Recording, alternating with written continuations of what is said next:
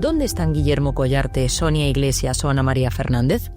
Sus desapariciones no son un caso al uso, ni mucho menos voluntarias. Sus búsquedas destaparon claros indicios de criminalidad, pese a no haberse hallado sus cuerpos ni dejar rastro. Lo que arrancó como 3 investigaciones por desaparición se convirtió en 3 causas judiciales por homicidio. Porque aunque no haya cuerpo, las pesquisas no se detienen. Porque son mucho más que rostros adornando carteles de búsqueda. Porque un día, como cualquier otro, salieron de sus casas, pero ya nunca regresaron. Su paradero seguirá siendo un misterio, salvo que alguien decida contar lo que sabe.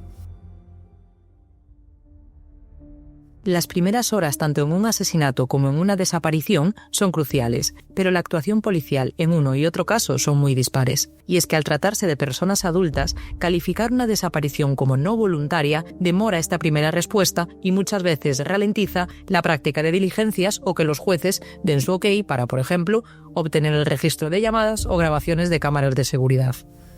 En el caso del ourensano Guillermo Collarte no había dudas. Este empresario de entonces 72 años tenía miedo. No salía a la calle, cosa lógica ya que un año atrás de su desaparición había sido víctima de un secuestro exprés. 2 encapuchados portugueses lo raptaron en Patos, una localidad del municipio pontevedrés de Nigrán. Tras vendarle los ojos lo metieron en un coche y le dieron 10 días para pagar casi 150 millones de las antiguas pesetas bajo amenaza de muerte para él y su familia. Los secuestradores sabían que Collarte iba a ingresar una importante cantidad de dinero de una transacción inmobiliaria. La familia negoció su liberación y denunció el caso a la Guardia Civil, quien le puso durante un tiempo protección policial. Por ello, cuando en octubre de 1999 se denunció su desaparición, siempre se investigó como un acto criminal. Guillermo Collarte estaba delicado de salud, sufría diabetes y arrastraba secuelas de un derrame cerebral, pero la jubilación no era una opción para él. Le apasionaba su trabajo. Por ello, en la mañana del 5 de octubre de 1999, viajó desde Patos hasta Valença do Minho, en Portugal, para una reunión de negocios. Lo acompañó su socio y amigo, ya que en principio solo serían unas horas. Por la tarde, Collarte tenía que estar en Vigo para una cita en un despacho de abogados. En Portugal lo esperaban, entre otros, un promotor pontevedrés y un exconcejal luso que administraba los negocios de Collarte en el país vecino. Primero visitaron el edificio do Mercado y luego, sobre las 12 de la mañana, Collarte acudió junto al exedil portugués a otro terreno, el antiguo Hotel Valenciano, que está próximo a la estación de Valença, donde el empresario ourensano iba a levantar otro inmueble. Fue en ese momento cuando el concejal portugués se ausentó unos minutos. Dijo que tenía que acudir a su coche a buscar unos papeles. Fue esta de las pocas veces que Collarte se quedaba solo desde su secuestro. Y hablamos de tan solo 6 minutos. Pero fueron suficientes para que se le perdiera la pista para siempre.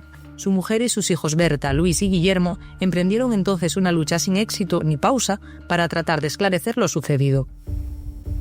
Desde el minuto 1 y dado los antecedentes, se sospechó que Collarte había sido víctima de un secuestro. Su familia estaba especialmente preocupada también por sus problemas de salud, ya que necesitaba medicación. Su vida corría peligro desde el minuto 1.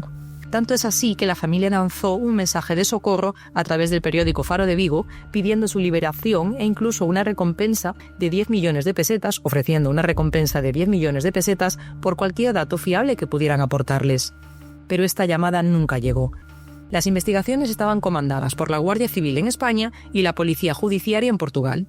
Y fue aquí, en Portugal, donde empezaron a verse las primeras pruebas, pero ya en 2008. Un dispositivo dirigido por el juzgado de Valença buscó el cuerpo de Collarte en una finca próxima al solar donde desapareció. Bomberos equipados con un georradar buscaron durante días el cadáver del empresario, pero nada apareció. Ya en 2009, un año después de los rastreos en el solar abandonado, la investigación daba por fin un paso de gigante. La Fiscalía lusa acusaba a 4 personas por su presunta implicación en el secuestro y desaparición del empresario ourensano.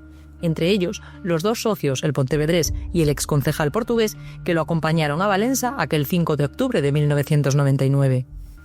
El tercer implicado era otro socio gallego de Collarte, mientras que el cuarto era un atracador de bancos que habría actuado por encargo, a cambio de dinero, un sicario. Este habría sido el ejecutor del rapto. El juicio arrancó el 16 de noviembre de 2010, 11 años después de la desaparición, en un tribunal mixto de Valença do Minho, formado por jueces y ciudadanos. Los 4 acusados se acogieron a su derecho a no declarar. La Guardia Civil expuso en el juicio que ya se sospechaba de inicio de uno de los socios e incluso que podía haber estado implicado en el primer rapto de Collarte.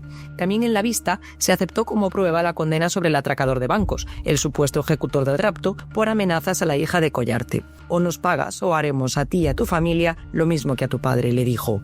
La mujer de Guillermo Collarte también declaró en el juicio y explicó que el día antes había retirado hasta 400.000 pesetas que llevaba en su bolsillo para la reunión de trabajo en Portugal. Parecía que, aún sin poder conocer el paradero de Guillermo Collarte, sí se haría justicia por desaparición, rapto y posible asesinato, pero nada más lejos de la realidad. El tribunal declaró no culpables a los 4 acusados. No había pruebas suficientes contra ellos y, en virtud del principio indubio pro reo, quedaron absueltos. Han pasado ya 26 años de la desaparición de Guillermo Collarte. La justicia ha dado por muerto al empresario, aunque nunca se encontrase su cuerpo. Sonará un poco fantasioso, pero una de las teorías, al menos entre vecinos o lo que se rumoreaba entre los vecinos, el díxome, que le llamamos los gallegos, el cadáver de Guillermo Collarte fue enterrado bajo los cimientos de un edificio en construcción cuando el hombre desapareció.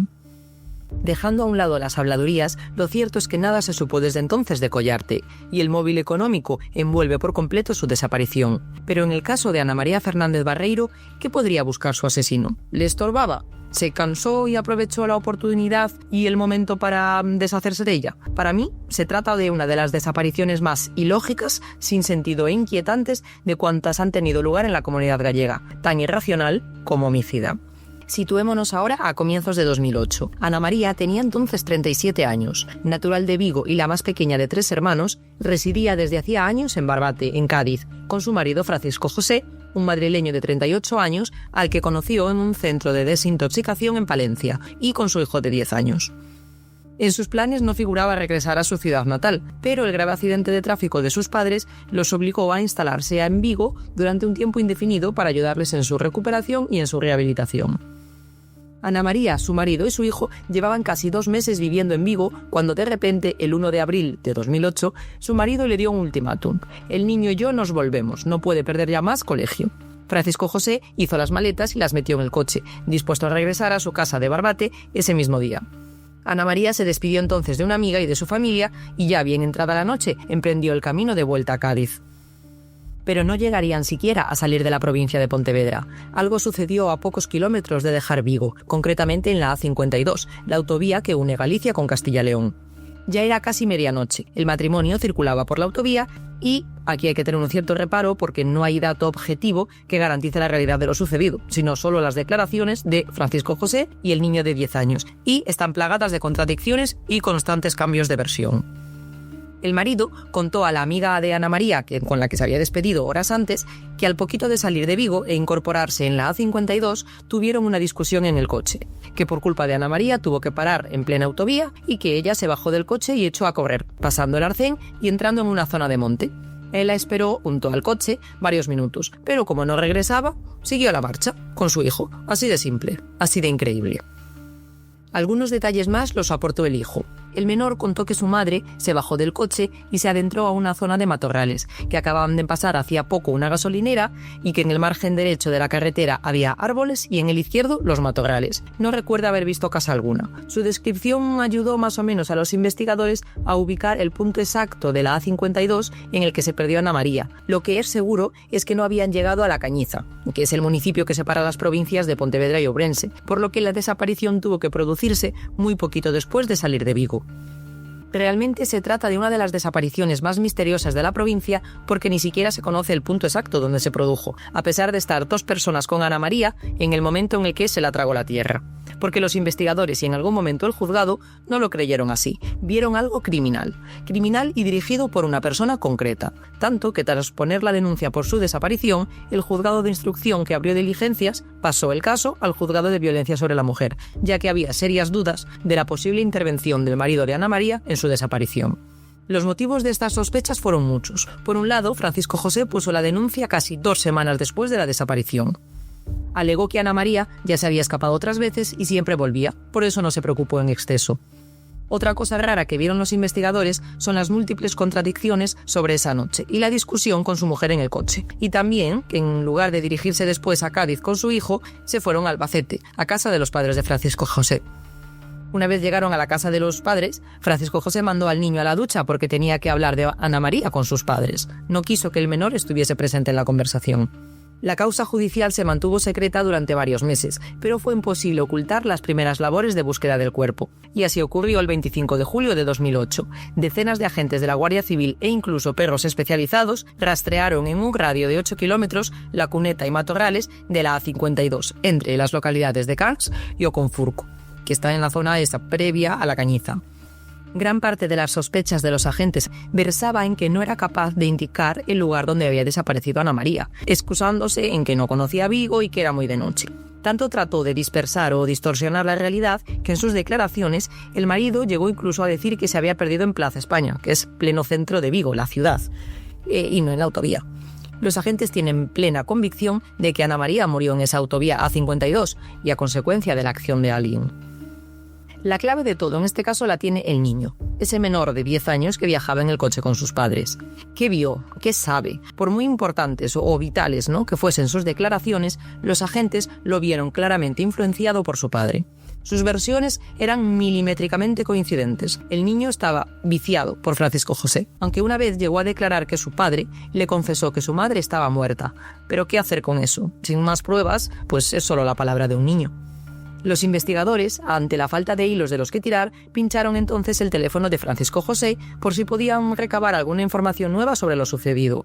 Y todo se volvió aún más maquiavélico si cabe, porque a una amiga le llegó a reconocer haber matado a Ana María, pero luego se retractó. A otros amigos les confesó que su mujer había aparecido viva en Vigo. Se fue volviendo como más agresivo y más violento cuando hablaba de este tema, pero no había nada como para detenerlo. No había cadáver, no había pruebas sólidas, así que finalmente el Juzgado de Violencia sobre la Mujer de Vigo archivó el caso, hasta 2013. 5 años después de la desaparición, en los montes de A Cañiza, un trabajador, que estaba haciendo labores comunales, halló un cráneo y junto a él varias bolsas azules con ropa y restos óseos. Por donde fue hallados estos restos, debería haberse hecho cargo de la investigación un juzgado de guardia de Ponteareas, que es un municipio colindante a Vigo. Pero el Juzgado de Violencia sobre la Mujer, por la cercanía de la zona con la A52, reclamó el cráneo por si pudiera coincidir con el de Ana María. El primer estudio realizado por el forense Fernando Serrulla, de la Unidad de Antropología Forense de Berín, concluyó que se correspondía con el de una mujer, y con rasgos que podrían evidenciar una posible enfermedad mental. Los agentes entonces volvieron a desplegar un operativo en la zona boscosa del arcén de la A52, en busca de otros rastros que pudieran confirmar la presencia de Ana María en la zona, pero no se encontró nada. Y el jarro de agua fría, definitivo casi para este caso, llegó en 2015, 2 años después del hallazgo del cráneo, cuando un informe concluyó que este cráneo, estos restos óseos, no eran compatibles con los perfiles de ADN de la familia de Ana María. De nuevo el caso volvió a archivarse. Por entonces, 7 años ya desde la desaparición, Francisco José ya había rehecho su vida. Tenía una nueva pareja y una niña pequeña. Vivía también con su hijo, claro, quien en sus declaraciones volvió a defender a su padre asegurando que no se separó del coche cuando su madre, aquella noche del 1 de abril de 2008, se adentró en la cuneta de la A52. Pasados tantos años, parece evidente que Ana María no está viva, que algo trágico ocurrió aquella noche. La familia es cierto que no pierde la esperanza de que, como decíamos al principio, alguien cuente lo que sabe y puedan cerrar este capítulo en sus vidas. Existe todavía esa posibilidad. Pero en el caso de la desaparición de Sonia Iglesias Eirín, una madre pontevedresa de 37 años, esta posibilidad ya no existe. Porque el único sospechoso de su desaparición, su marido Julio Araujo, murió el 9 de septiembre de 2020 a causa de un cáncer de pulmón. Justicia divina en lugar de la terrenal, decía entonces la familia de Sonia. Hace casi 25 años que no saben nada de ella. Siempre, desde el minuto 1, descartaron que su marcha fuera voluntaria. Tenía un trabajo sólido, estaba feliz, acababa de iniciar un proyecto de relación y, sobre todo, tenía un niño de 9 años al que adoraba.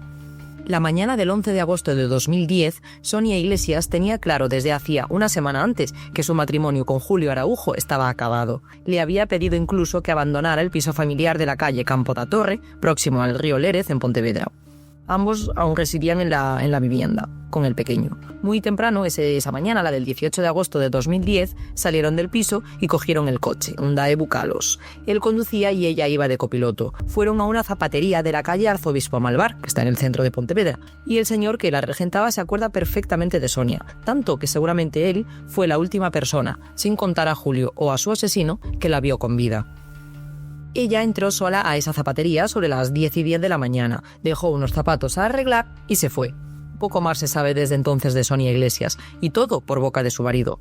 Según su versión, ella volvió al coche para hacer más recados, pero el tráfico no les dejaba avanzar, así que se bajó del coche para agilizar las tareas que tenía pendientes antes de entrar a trabajar en la tienda de Máximo Duty de la ciudad. Fue ahí, en ese momento, cuando se le perdió el rastro. Algunos vecinos dicen que la vieron caminando por el casco antiguo de la ciudad, pero las cámaras de seguridad no lo recogen así. A Sonia se le pierde la pista después de la zapatería, sobre las 11 más o menos de la mañana. No acudió a su puesto de trabajo, y fue eso lo que inquietó a su familia, en especial a su hermana, que la estaba esperando en la tienda. Cuando vio que Sonia no llegaba, llamó de inmediato a Julio. «¿Qué le hiciste?», espetó. Ese mismo día se interpuso una denuncia por su desaparición. Búsquedas y más búsquedas que no dieron resultado alguno, desde las zonas de Obao hasta el lago de Castiñeiras, pasando por montes como el de Campañó. Pero nada se sabía de Sonia. Solo se logró hallar su cartera en el poblado chabolista de Obao, que es una zona conocida por trapicheo y menudeo de drogas. Contenía todos los documentos menos el DNI, que acabó apareciendo en una entidad bancaria. Todo esto todavía reforzaría aún más, si cabe, la desaparición forzosa, la tesis de la desaparición forzosa. Y así fue.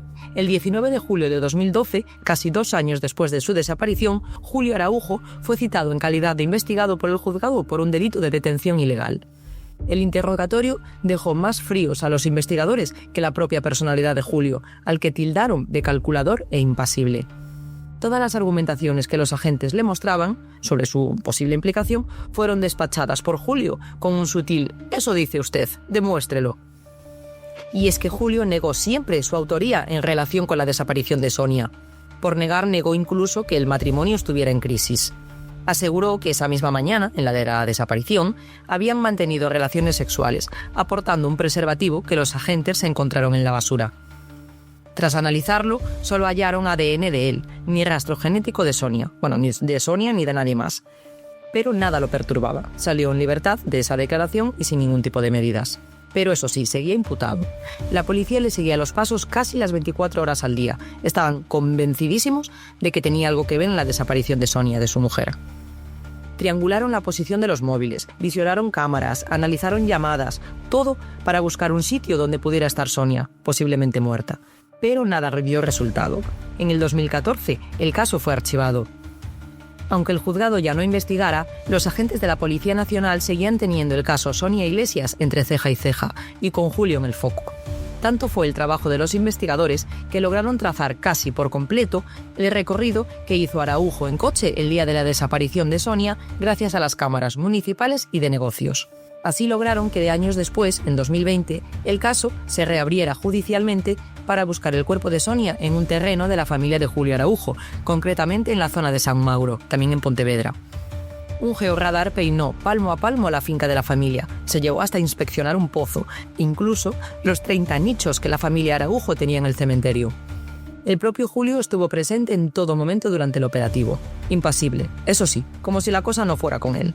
Tranquilo y esperando bajo la lluvia a que los agentes abandonasen sin éxito la búsqueda. Porque pese a los intentos y a la dura investigación, nada se halló. Pasaron los años y volvió a declarar Araujo otra vez en sede policial. Bueno, mejor dicho, volvió a ser citado en sede policial, pero en este caso, ya en calidad de investigado por un delito de homicidio, Araujo se acogió a su derecho a no declarar.